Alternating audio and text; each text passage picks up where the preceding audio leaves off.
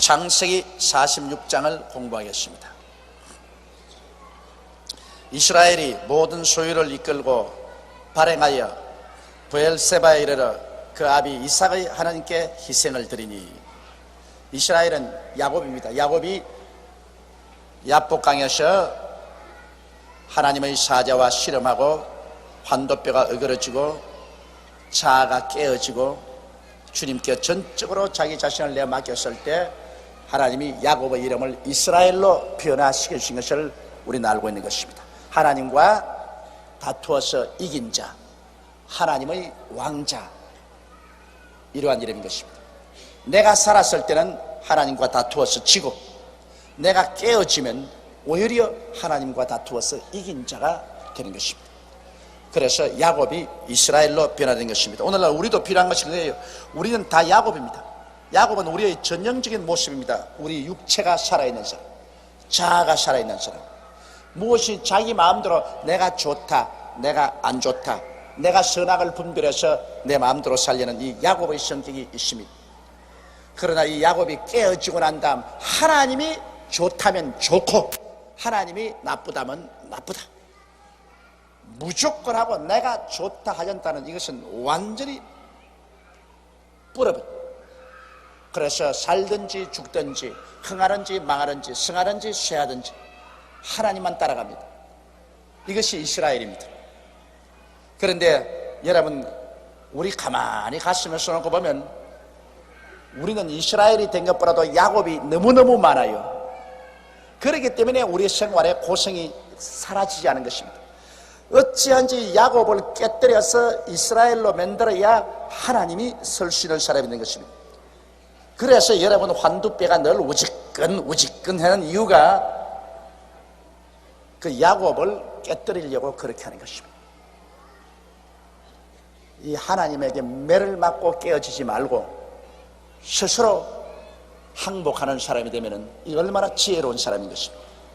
하나님의 성령께서는 우리가 매를 맞고 깨어지지 말고 스스로 깨어지도록 우리를 인도하기 위해서 늘 우리 가운데 와 계신 것입니다. 그런데 이 야곱은 이제 그때 이후로부터는 이스라엘이 됐습니다. 이제는 자기 인간의 생각으로 선악을 판단하지 않습니다. 하나님이 좋다면 좋고 하나님이 나쁘다면 나쁩니다. 그래서 그가 애굽으로 내려가기 전에, 자, 애굽으로 내려가는 것이 아버지의 뜻인지 아닌지를 알아야 되겠습니다. 그래서 이스라엘이 모든 소유를 끌고 발행하여 바알세바에 이르러 그 아비 이삭의 하나님께 희생을 드린다 것입니다. 그 아버지가 섬기던 하나님에게 희생을 드렸다는 것은 거기에 예배를 드리고 하나님의 뜻을 기다린 것입니다. 이제는 참 야곱이 마음대로 안 합니다. 옛날엔 자기 마음대로 그냥 팥죽 한 그릇에 형의 장자 명분도 빼앗고 형의 옷을 입고 그냥 양털을 붙여가 형처럼 털 사람이 돼가지고서 형이 받을 장자의 축복도 자기가 다 빼앗고, 그리고 형이 죽이려고 하니 외아집으로 달아나고, 온갖 것 전부 다 자기 생각대로 다 했습니다. 자기가 좋은 대로, 자기가 나쁘다면 안 하고. 그러시나 이제는 야복 나루트에서 깨어진 이후로는 야곱은 이스라엘이 됐습니다. 이제는 하나님만 바라봅니다. 나를 바라보지 않고 하나님을 바라봐요. 여러분이 매일매일 살아갈 때 나를 바라보고 문제를 결정하면 야곱이 됩니다. 그러나 하나님을 쳐다보고 문제를 결정하면 이스라엘이 되는 것입니다. 세상 사람들은 나만 바라보는 것이 아닙니다. 세상 사람들은 나도 바라보고 땅도 바라봐요. 결정할 때 나도 바라보고 땅도 바라보는데, 우리 예수 믿는 사람은 나도 바라보지 말고, 물론 땅은 물론 바라보지 말고, 우리는 하나님을 바라보고 모든 문제를 결정해야만 되는 것입니다. 하나님이여, 하나님의 기쁘신 뜻이 어디 계십니까? 하나님이 좋아하시는 것 어디 있으며 하나님이 미워하는 것이 어디 있습니까? 하나님의 뜻을 받들겠습니다. 그래서 애굽으로 요셉이 아버지 오라고 했으니 육정으로야 단숨에 뛰어나라고 싶죠. 뭐 만사를 제껴놓고 아이고 죽었던 아들이 살아서 애굽의 국무총리가 되었다니, 이런 영광스러운 일이 어디 있느냐. 목동의 아들이 그 당시 세계 최대의 문명 국가인 애굽의 국무총리가 되었다니, 이야말로 단숨에 내려갈 일이죠. 그러나 이제는 야곱이 아닙니다. 이제는 이스라엘로서 그 아비 이삭의 하나님께 희생을 드려요. 아브라함의 하나님, 그 조부의 하나님, 그 아비 이삭의 하나님, 그다음 나중에는 야곱의 하나님인 것입니다. 그래서 그 아버지 이삭의 하나님께 희생을 드립니다. 왜 여기에다 그 아비 이삭의 하나님이라고 특별히 말했냐면, 여러분, 이삭은 하나도 없이 하나님이 아브라함을 통해서 다 준비해 놓은 것을 고스란히 상속으로 받았었습니다. 아브라함은 준비하는 하나님을 체험했습니다. 아브라함을 통해서 하나님은 가나안 복지를 준비하셨습니다. 이삭은 아버지 아브라함의 하나님이 준비해 놓은 것 그대로 받았었습니다. 그래서 이삭의 하나님이라는 것은 하나님이 우리를 위해서 예비하시는 그 하나님께 예배를 드린다 하십니다. 하나님이 우리 일생을 위해서 예비하신다. 이삭의 하나님은 예비 하나님입니다. 야곱의 하나님은 우리를 연단하시는 하나님. 야곱은 하나님께 연단을 받아 깨어졌잖아요. 아브라함의 하나님은 준비하시는 하나님이고, 이삭의 하나님은 준비한 것을 선물로 이삭이 다 받았으니 선물을 주시는 하나님이고, 야곱의 하나님은 우리를 깨뜨려서 연단하시는 하나님이신 것입니다. 그래서 모든 아름다운 것을 선물로 주시는 그 이삭의 하나님께 희생을 드리고서 제물을 바치고 그리고 기다렸습니다. 여러분, 우리도 희생을 드릴 필요는 없습니다. 예수님이 우리 희생이 되었기 때문에 우리도 중대한 문제가 있으면 예수님이 십자가 앞에 나가서 예수 이름으로 하나님 앞에 기다려야 됩니다. 예수 이름으로 하나님께 기도하고 난 다음에 하나님 지혜가 성령으로 내게 가부간에 말씀해 주기 전에 우리는 움직이지 말아야 돼요. 하나님은 오늘날도 우리가 예수 그리스도 이름으로 하나님 앞에 기다리면 하나님은 좌우를 우리에게 분별하도록 해주시는 것입니다. 밤에 하나님의 이상 중에 이스라엘에게 나타나시고 불러 가라사대 야곱아 야곱아 하시는지라 야곱이 가로되 내가 여기 있나이다 하며, 그래 하나님께 제사를 드리고 기다리니까 밤에 하나님이 이상 중에 이스라엘에 나타나시고, 밤에 이상 중에 나타나는 것은 꿈에 나타났다 그 말인 것입니다. 하나님께 제사를 드리고 난 다음 그날 밤을 자는데 밤에 하나님이 꿈 중에 이스라엘에게 나타나시고 불러 가라사대 야곱아 야곱아 하시는지라 야곱이 가로되 내가 여기 있나이다. 오늘날도 여러분, 하나님께서 우리에게 꿈으로 말씀할 때가 참 많습니다. 꿈으로 말씀할 때가 많아요. 우리 성도들도 기도원에 가서 금식하고 기도하고 꿈으로 하나님께 응답을 잘 받아요. 원통하게도 오직 나만 꿈으로 응답을 못 받아요. 하나님이 오늘 날 불쌍히 여기서 오늘부터 꿈 좀 꾸게 해주면 좋겠어요. 근데 나는 꿈으로는 응답을 못 받는데 하나님께 엎드려 기도하면 뱃속에서 하나님이 성령이 가르쳐 주셔요. 이 뱃속에서 하나님이 기쁘면 기쁘다, 슬프면 슬프다, 안 되면 안 된다, 꾸짖으면 꾸짖는다. 이 뱃속에서부터 하나님의 지혜가 넘쳐나와서 말씀을 머릿속에서 말씀하는 거죠. 그래서 하나님이 각 사람에게 말씀하시는데 각양각색이 있습니다. 근데 저는 좀처럼 꿈으로 말씀하니 나는 꿈이 됐다가는 큰일 납니다. 왜냐하면 내가 가만히 지금까지 살아오면서 내가 꿈 꾼 것을 돌아보니까 내 꿈은 꼭 까꿀로 돼요.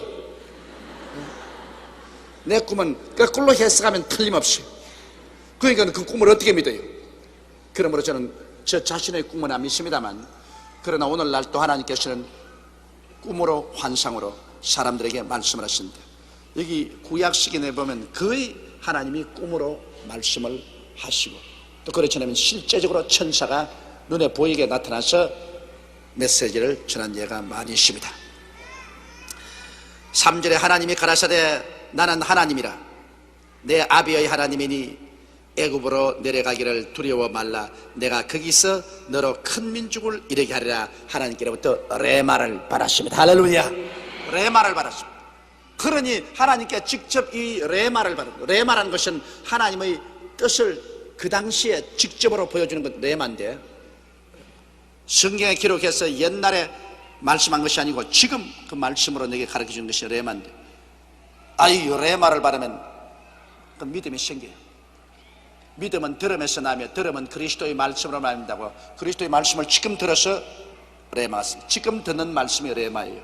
과거에 기록한 말씀이 아니고 지금 내가 듣는 말씀, 그게 환상으로 듣든 꿈으로 듣든 지금 설교를 듣다가 그것이 내 마음에 부딪혀오든 지금 듣는 말씀, 이것이 내 마음의 믿음이 되는 것입니다. 그래서 여기에 야곱 즉 이스라엘은 하나님께로부터 애굽으로 내려가라는 분명한 레마를 받았습니다. 우리도 무엇을 한지 레마를 받고 일을 해야 된다. 레마를 받고 일을 하면 믿음으로 일할 수 있는 것입니다. 또 레마를 받지 않고 일을 하면 믿음으로 일하지 못하게 되는 것입니다. 그러니 이제 야곱은 애굽으로 내려가는 것을 두려워할 필요가 없습니다. 하나님께서는 이제 허락받았습니다. 옛날 그의 조부 아브라함은 애굽으로 내려가려는 하나님의 레마도 안 주었는데 그 아내와 조카를 데리고 애굽으로 내려갔다가 비극을 만나서 그 아내를 바로에게 시집을 보내는 비극을 맞았습니다. 그건 하나님이 가라고 안 했는데 자기가 갔기 때문에 그래요. 그러나 이번에는 하나님이 야곱에게는 내려가라, 두려워하지 말고 내려가라. 하나님이 내려가는데 뭐 인정 믿음이 딱 생겼습니다. 내가 너로 큰 민족을 이루게 하리라. 그 다음 4절에 내가 너와 함께 애굽으로 내려가겠고 정녕 너를 인도하여 다시 올라올 것이며 요셉이 그 손으로 내 눈을 감기리라 하시느니라. 하나님의 레마를 받고 우리가 일을 하면 하나님이 함께 해 주시는 것입니다. 내가 너와 함께 애굽으로 내려가겠다 했으면 하나님이 같이 하겠다 그 말씀인 것입니다. 우리가 하나님 레마를 받으면 두렵지가 않아요. 하나님 레마를 받고 나면 하나님이 같이 계시는데 하나님이 함께 하는데 두려울 게 뭐예요? 눈에 아무 증거 안 보이고 귀에는 아무 소리 안 들리고 손에 잡히는 건 없어도 하나도 두렵지 않습니다. 그것은 천지를 지으신 하나님이 함께 계시는데 무엇이 우리를 패망케 할 수가 있겠습니까? 만일 하나님이 우리를 위하시면 누가 우리를 대적하리요라고 성경은 말하고 있는 것입니다. 5절에 야곱이 브엘세바에서 발행할새 이스라엘의 아들들이 바로의 태우려고 보낸 수레에 자기들의 아비 야곱과 자기들의 처자를 태웠고, 자, 요셉이 국무총리가 되었으니 바로 왕의 이름으로 요새 말하면 아마 제일 좋은 캐딜락이나 그렇지 않으면 BMW나 벤츠나 막 이런 좋은 차를 보냈을 거예요. 아주 좋은 차. 그러니 막 이 촌놈으로서는 막 눈을 막 둘이 뜨는 거라 막. 어휴, 이런 좋은 차. 가나안에 있는 그 모든 목자들이 와가지고 보고 눈이 휘둥그레졌습니다. 왜냐하면 애굽에 바로 임금이 내려보낸 그 좋은 수레를 타고 애굽으로 갑니다. 어제까지 지나 내나 별 수 없던 사람인데 갑자기 그렇게 됐어요. 그래서 아들 덕분으로 70인의 가족들이 큰 영광 중에서 애굽으로 내려갑니다. 여러분, 족불 크지만은 성경에는 족불이 굉장히 많아요. 그러니까 이 잘못된 족불이 나쁘지 잘된 면에서는 반드시 족불하고 때릴 수가 없어요. 이 요셉이 한 사람 되니까 그 11 형제와 아버지까지를 다 애굽으로 데려와서 고센 땅에서 잘 살게. 요사이 같으면 아마 시문에 대스특필로 나고 족벌이라고 야단 법석을 할 것입니다. 그러나 내가 볼 때는요, 이 동양 예의지국에서는 별 도리 없이 자식은 부모를 섬겨야 되고 또 형제간에 우애가 있어야 된다고 늘 가르치 않습니까? 그렇죠? 부모 섬기고 형제간에 우애 있으라 그러는데 인간이니까 한 사람이 형제간 중에 잘 살게 되면 부모 모셔야 되고 못 사는 형제들 다 곁에 갖다 놓고 난 다음에 밥 먹고 살게 해야 되고, 그러니 자연적으로 족벌이 되는 것입니다. 그 도만 넘치지 아니하면 족벌도 괜찮은 겁니다. 도가 넘치니까 문제지. 이스라엘을 애굽에서 이끌어낼 때 족벌이 이끌어냈습니다. 모세와 아론과 미리암 세 형제간이에요. 모세는 동생이고 아론은 형님이고 누님은 미리암이고, 모세는 선지자고 아론은 제사장이고 누님도 미리암도 제사장이었습니다. 요사이식으로 족불로 때려버리시면 이스라엘 애굽에서 나오지도 못했어요. 우리가 사도들도 보면은 사도들도 형제들이에요. 베드로와 안드레는 형제들, 야고보와 요한도 형제들이에요. 예수님이 승천하고 난 다음 예루살렘 총회 회장인 야고보는 예수님이 동생 야고보입니다. 그리고 그 다음 유다서를 쓴 기자는 바로 예수님의 육으로 동생 유다입니다. 예수님의 친동생 둘이가 그 당시에 초대교회의 가장 중심적인 역할에서 이끌어갔습니다. 초대교회 총회장이 바로 예수님의 친동생인 야곱이 예루살렘 총회. 그 야곱이 얼마나 기도를 많이 했던지 나중에 그가 순교를 당하고 난 다음 몸을 시체를 관에 넣으려고 하니까 그 무릎이 약대 무릎 같이 됐더라. 얼마나 오래 꿇어 앉아 기도를 했던지 무릎이 약대 무릎 같이 됐더라. 그들은 한 성령으로 태어났지만은 그러나 한 형제로 자랐습니다. 나중에 오순절날 이후로 예수님이 하나님의 아들인 것을 인정하고 난 다음 그 친형제가 예수님을 하나님으로 섬기고 예루살렘 총회 총회장으로 했습니다. 그것도 아우어 유다는 참 그 예수님을 열심히 섬기고 유다서까지 기록해서 전국에 신앙의 격려를 했습니다. 이러므로 반드시 여러분 이 형제간을 서로 돌본다고 해서 나쁜 게 아닙니다. 무조건 하고 자꾸 나쁘다고 하면 우리 한국 동양 예의지국이 어떻게 되면 그러면 부모도 멀리해버리고 형제도 다 멀리해버리고 이제 내 혼자만 산다. 남이가 죽든 말든 이러면 이건 더 나빠지는 것입니다. 더 나빠져요. 그러니까 도를 넘치지 마라. 정의를 저버리고 사리사욕에 취하지 마라. 그러나 부모를 섬기고 자기의 골육 친척을 돌보는 것은 절대로 등한해서는 안 됩니다. 성경에는 말씀하기를 자기의 골육을 돌보지 않은 자는 안 믿는 자보다 더 못하다고 성경은 말하고 있는 것입니다. 그런데 어떻게 이 세상에서 부모도 없고 형제도 없고 자기 혼자만 산다는 그런 후레 자식이 될 수가 있겠어요? 여기에 요셉은 전 가족을 다 불러내렸습니다. 그래서 6절에 보면 그 생축과 가나안 땅에서 얻은 세물을 이끌었으며 야곱과 그 자손들이 다 함께 애굽으로 갔더라. 자, 요셉 한 사람 출세하니 아버지가 그 모든 자식들을 다 데리고 애굽으로 내려가는데 그 자식 수가 다 합쳐서 70명이었습니다. 야곱 한 사람 몸에 그 당대 자손들이 태어난 식구를 다 합치니까 70명이라 참 낳기도 많이 낳아서 그게 비교하면 우리는 낳은 것도 아니야. 우리는 셋밖에 안 낳았는데 그런데 야곱은 70명이야. 당대 70명. 우리도 그렇게 할 걸 잘 못했는지 몰라. 이와 같이 야곱이 그 아들들과 손자들과 딸들과 손녀를 곧 그 모든 자손을 데리고 애굽으로 갔더라. 이제 야곱의 식구 이야기입니다. 이거는 여러분께서 그냥 들어놓으세요. 애굽으로 내려간 이스라엘 가족의 이름이 이러하니라.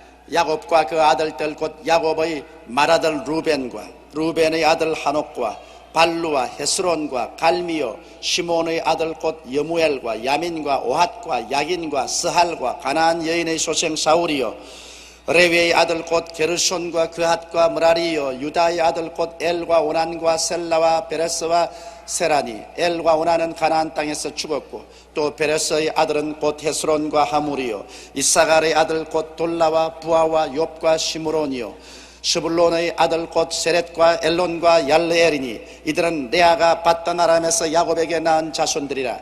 그 딸 디나를 합하여 남자와 여자가 33명이며 가스의 아들 곧 시본과 학기와 순이와 에스본과 에리와 아로디와 아렐리요 아셀의 아들 곧 임나와 이스아와 이스비아와 이름도 힘들기도 하다. 브리아와 그들의 누이 세라며 또 브리아의 아들 곧 헤벨과 말기엘이니 이들은 라반이 그 딸 레아에게 준 실바가 야곱에게 낳은 자손들이라. 합 16명이요 야곱의 아내 라헬의 아들 곧 요셉과 베냐민이요 애굽 땅에서 온 제사장 보디발의 딸 아스나시 요셉에게 낳은 므낫세와 에브라함이요 베냐민의 아들 곧 벨라와 베겔과 아스벨과 게라와 나만과 에히와 로스와 문빔과 훗빔과 아르스니. 왜 이름을 이렇게 희한하게 지었는지 모르겠어. 나보고 와서 지으라 했습니다. 의미가 있는 이름을 지어줄 것인데 의미도 모르겠어.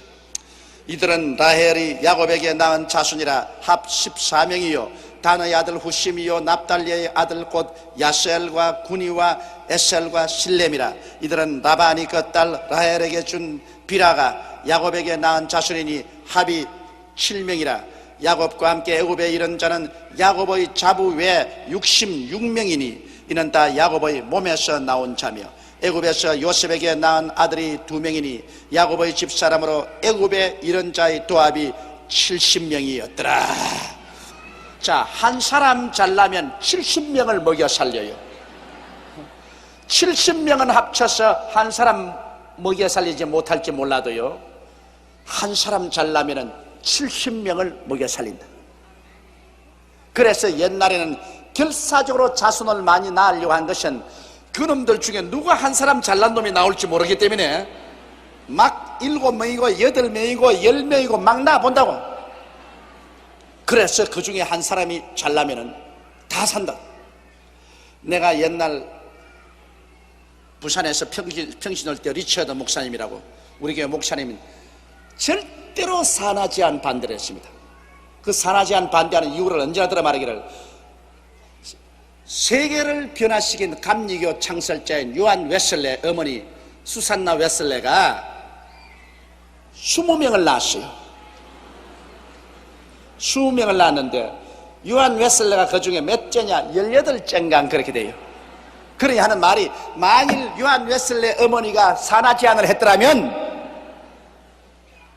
한 11명 놓고 산하 제한을 했더라면 요한 웨슬레는 못 태어날 것이요, 그랬다면 영국은 그 거대한 성령운동으로 산업혁명 때 영국은 피를 흘리지 않고 민주화가 됐습니다. 요한 웨슬레의 복음 전거 때문에. 그리고 온 세계가 감리교, 그 감리교에서 또 성결교, 구세군 운동이 다 요한 웨슬레 운동에서 나왔습니다. 감리교나 성결교나 구세군 그 신학적인 배경이 다 요한 웨슬레 운동인데, 그 요한 웨슬레가 만약 안 태어났으면 이 세계, 여러분 감리교나 성결교나 구세군이나 이 운동을 통해서 얼마나 많은 사람이 구원받았습니다. 그래서 우리가 리처드 목사님 말이, 나는 절대로 산하 제한 반대한다. 20명이고 30명이고 나는 대로 나가. 그 중에 어느 놈 한 놈이 잘난 놈이 생겨날지 모른다. 근데 그 말도 그렇상해요. 왜냐하면 20명을 낳은 그 어머니가 18째 아들이 그렇게 세계 역사를 변화시키는 주의 종이 될 줄 누가 알았습니까? 그러나 이 웨슬레 어머니 수산나 웨슬레는 자식들 잘 길렀습니다. 그 전기를 보면요, 그가 아침에 일어나가지고 애들을 다 밥 먹이고, 그리고 설거지 따고 난 다음 한 애에게 반드시 하루에 1시간씩 붙잡고 말씀을 가르치고 기도를 해주더래요. 그럼 20명이면 20시간 하니까 하루 종일 애만 돌봤다. 그 어머니가 얼마나 열성적으로 애들을 종교적으로 가르쳤던지, 애들 한 사람 한 사람을 붙들어서 성경을 가르치고 기도해주고, 성경을 가르치고 기도해주고. 그래서 그 20명의 아들 중에 요한 웨슬레하고 찰스 웨슬레 두 사람이 일어나가지고 세계를 뒤흔들어 버렸어요. 이러므로 많은 형제간 중에서는 그 잘난 놈도 생겨나게 돼요. 그래서 이 야곱은 만일 요셉이 없었더라면 가나안에서 전부 다 굶어서 죽었을 것인데, 그 중에 한 형제가 애굽에서 국무총리 되므로 70여 명이 애굽으로 내려가서 다 함께 목숨을 건지게 된 것입니다. 28절에 야곱이 유다를 요셉에게 미리 보내어 자기를 고센으로 인도하게 하고 다 고센 땅에 이른, 온 가족이 수레를 타고 아주 이기양양해서 애굽으로 내려가는데, 이제 국무총리 요셉이 보좌관들을 거느리고 군대를 거느리고 아버지를 환영하러 나옵니다. 그 아버지의 감격이 어떻게 했습니까? 죽은 줄 알았던 아들이 13년 후에 국무총리가 돼가지고 있어. 그 아버지를 그 금술에 태워서 고센 땅으로 환영을 하고 문무백관을 거느리고 군대를 거느리고 아버지를 환영해 나오니, 나도 그런 아버지 한번 되어봤으면 좋겠어. 그 마음의 감격이 어떻게, 내 자식 요셉, 아이고 내 자식 요셉, 죽은 줄 알고 내가 13년을 목매도 있지 못해서 눈물로 세월을 보냈는데 이 자식이 안 죽고 국무총리가 됐더니 이 꿈이냐 생시냐. 아마 수레를 타고 가도 수레 바퀴가 너무너무 늦게 굴러가지고서 수레야 빨리 굴러라 빨리 굴러라. 이거 왜 이렇게 늦게 굴러노. 얘야 좀 빨리 말 좀 빨리 몰아라. 아들도 아버지 전속력으로 몰고 있어요. 아이고 그래도 왜 이렇게 느리니. 좀 마일수를 높여라. 악셀레이터를 좀 밟아라. 좀 빨리 달리게. 그 아버지의 심정이 어떻겠습니까? 그 야곱이 유다를 앞에 보내서 자 애비가 온다. 애비가 오니까 고센 땅에서 너 나와서 같이 만나보자. 그렇게 했습니다. 요셉이 수레를 갖추고 고생으로 올라가서 아비 이스라엘을 맞으며 그에게 보이고 그 목을 어긋맞춰 안고 얼마 동안 울며. 요셉은 틀림없이 울보는 울보라. 밤낮 요셉 이야기만 하면 울었다는 소리 나와요. 형제들 만나서 울고 자기 마지막 베냐민 만나서 울고 또 아버지 만나서 울고. 그 보면 요셉은 감정이 굉장히 순박한 사람이요 인정이 많은 사람입니다. 잘 울었습니다. 물론 감정이 순박 안 해도 울기는 울었을 거라. 내가 요셉이라도 그렇게 됐으면 우리 아버지 만났으면 울었을 거라. 얼마나 반갑겠습니까? 서로 얼싸안고 목을 어긋대고서 아이고 이 자식아 죽은 줄 알았는데 살았구나. 이렇게 네가 잘 됐구나. 아버지 보고 싶었어요. 그러고 난 다음 둘이가 얼싸안고 부자간에 얼마나 목 놓아 울었겠습니까? 울음도 이런 울음은 아주 기가 막히게 기분이 좋은 울음인 것입니다. 이건 울면 울수록 기분이 더 좋아요. 이 원한에 쓰라린 눈물을 흘렸어야 안 되겠지만은 이 기쁨 눈물이야 흘리면 흘릴수록 좋지 않습니까? 피는 물보다 진하다는 것은 여러분 절대로 거짓말이 아닙니다. 사람이 좋을 때는 이웃 사촌이라고 까짓것 형제가 믿을 필요가 있나. 이웃이 더 좋다 이러지만은 그건 좋을 때는 좋아요. 그러나 큰 환란이 닥쳐오면 여러분 이웃 사촌은 다 도망을 쳐버립니다. 끝까지 남아서 함께 울고 운명을 같이 짊어지겠다고 나오는 사람은 그래도 한 핏줄을 가진 부모 자식 형제간이 그때 나타나는 것입니다. 좋을 때는 이웃이 좋고 환난을 당할 때는 아무래도 부모 형제밖에 없습니다. 이스라엘이 요셉에게 이르되 내가 지금까지 살아있고 내가 내 얼굴을 보았으니 지금 죽어도 가하도다. 이게 부모 심정입니다. 부모가 애굽에 내려와서 호사하는 거 없어도 좋아요. 내가 너 국무총리가 되었으니 이제 너희 집에서 호의호식하고 잘 살아보겠다. 그런 생각 없어요. 부모가 되어보면 부모는 그저 자식이 몸 건강하고 잘 살아있으면 그로서 만족해요. 부모가 자식 길러가지고서 자식 보고 큰 영화 보겠다는 부모 있습니까? 없습니다. 그 자식들이 그걸 알아야 돼. 부모는 자식이 건강하고 자기 잘 되면 부모는 거지가 돼 있더라도 좋아요. 내 자식 잘 되면.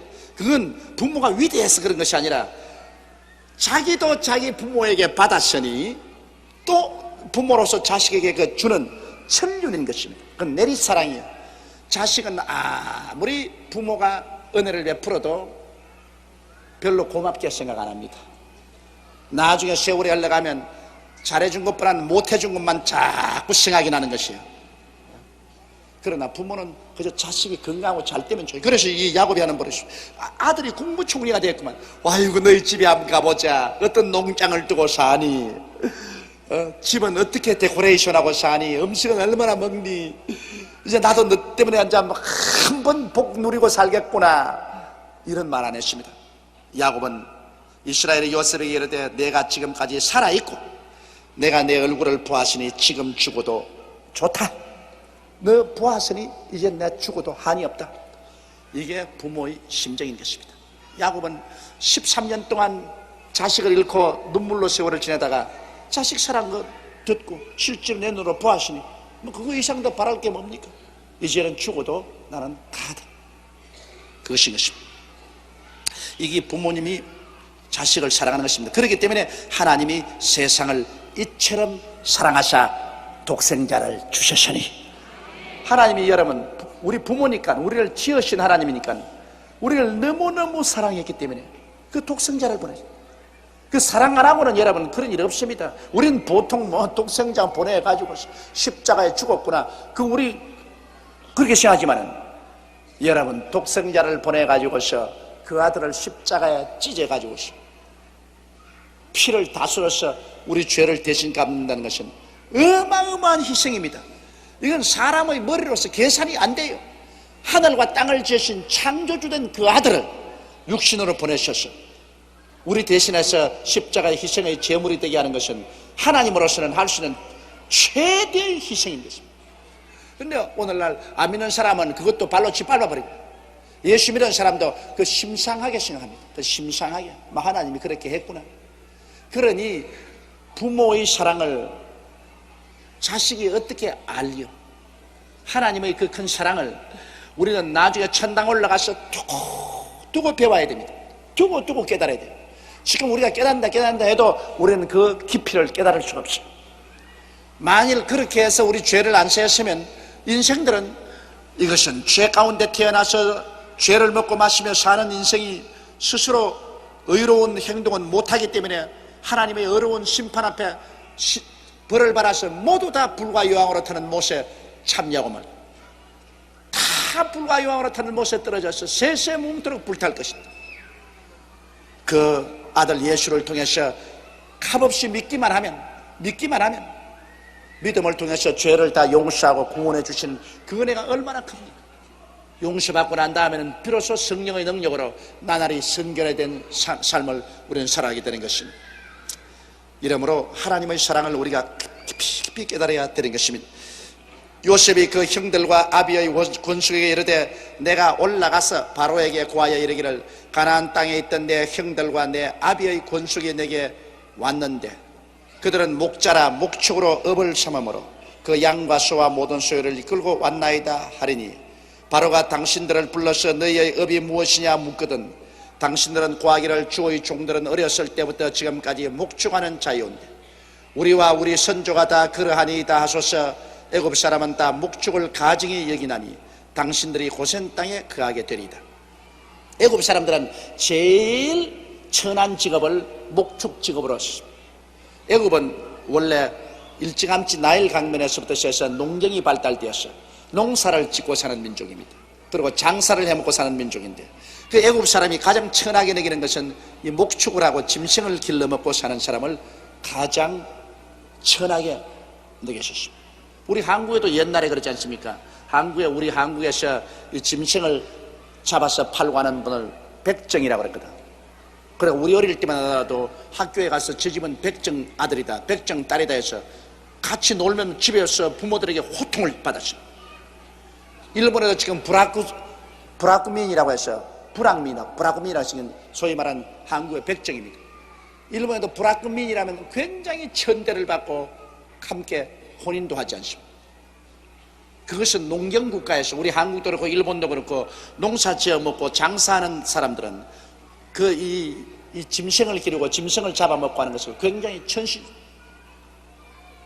그러나 실제로 우리가 하나님 앞에 보면 어떠한 사람도 다 똑같은 사람입니다. 농사 지어 먹는 사람이나 장사 지어 먹는 사람이나 목축을 해서 짐승을 잡아먹는 사람이나 뭐가 다릅니까? 또 똑같이 자기들은 농사 짓고 장사해가지고서 그 짐승 자기 손으로 안 잡고 남이 잡은 거 갖다 먹으면서도 자기 손으로 안 잡았다고 해서 짐승 사는 사람 비하해서 보는 것은 그건 사리에 맞지 않습니다. 더구나 하나님의 택한 백성은 농사 짓고 장사하는 쪽에서 택한 것이 아니라 목축을 하는 아브라함과 이삭과 야곱의 거기에서 하나님이 이스라엘을 택한 것입니다. 그러므로 절대로 인간 생활에서 직업의 귀천을 가지고서 사람을 차별되어서는 안 되는 것입니다. 그러나 여기에 야곱과 그 자손들이 애굽에 내려갔을 때는 애굽 땅에서는 목축하는 사람을 가장 천하게 여기고 같이 교제를 안 하기 때문에 요셉이 미리 그것을 가르쳐 주었습니다.